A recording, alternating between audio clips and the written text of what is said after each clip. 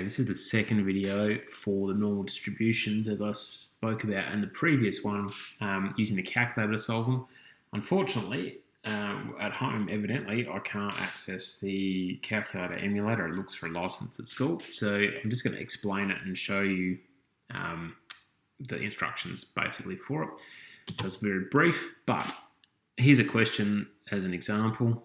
We've got our variable x, which is normally distributed, has a mean of 40 and a standard deviation of 10, so nice easy numbers to deal with. I've just drawn like the roughest of little sketches below down here. That's the sort of thing when you're sketching, perfectly fine. Don't get hung up about how perfect they are.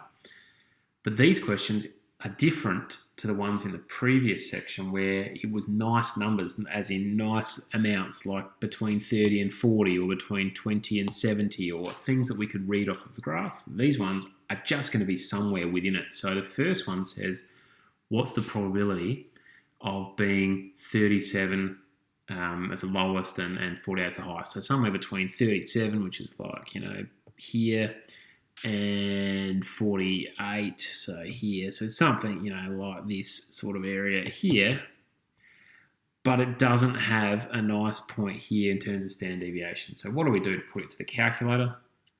So I can't show you the calculator, but these are the instructions, and I'll link the instructions as a sheet that you can access. It's only 2 bits, not very hard.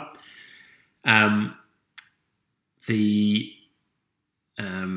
process that you go into, okay, is to, interestingly, that is that example, I believe, which is nice. So that example is put into here.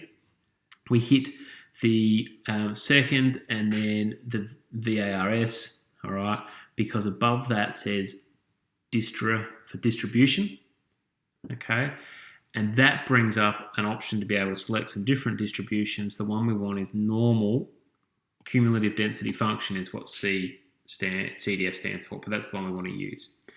It will then bring you to a screen that is something like that, okay?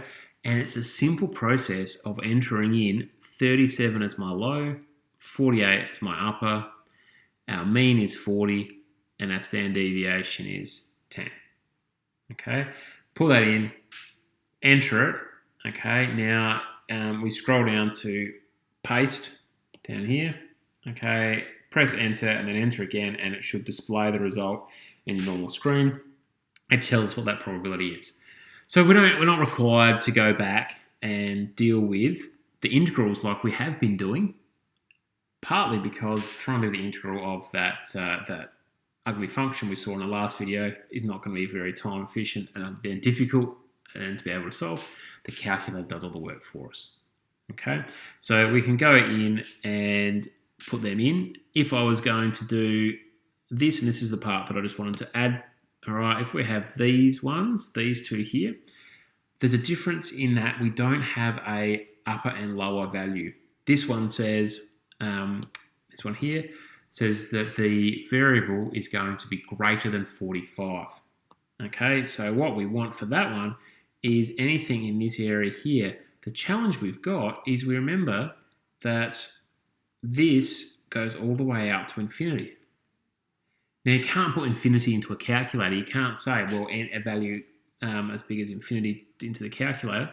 So when we get to our lower value, so if I'm going to write these, and this is actually a good point. When you're writing out an answer, you would write lower equals upper equals, or you might write it as, I like to write NCD rather than normal cumulative, all that stuff, but you might just write it as the lower value, then the upper value, then the mean. I have to check because it's the opposite for Casio. So you've got a Casio, its mean and standard deviation are opposite and slightly different instructions.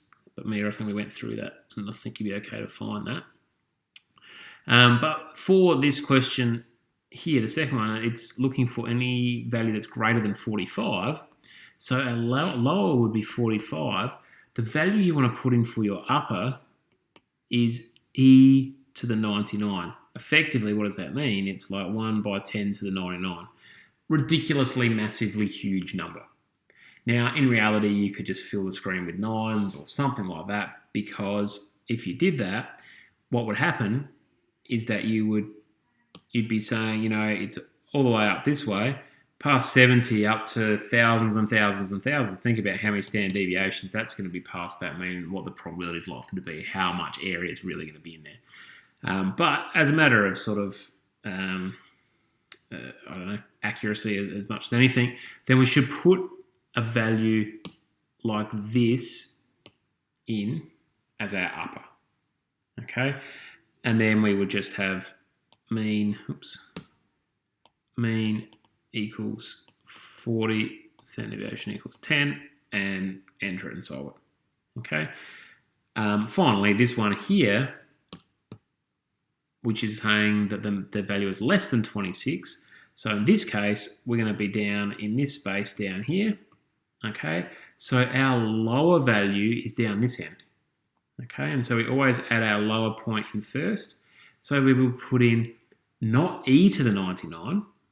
Okay, so for the last one, you'd have your lower would be equal to negative e to the 99, because it's quite acceptable mathematically to suggest that the values can go down into the negatives. Okay, so we put that as being a ridiculously low value, and so it encompasses all the values from 26 and below. Okay, I apologise that I can't make that calculator work. It needs to access the license at school, but hopefully that's enough instruction. If not, Google is your friend. Type in, using the TI-84 to find normal distribution probabilities or something, and someone will have videoed one, and you'll be able to access it. Hopefully that should be plenty for you to do over tomorrow's lesson, and then I'll see you again on Wednesday.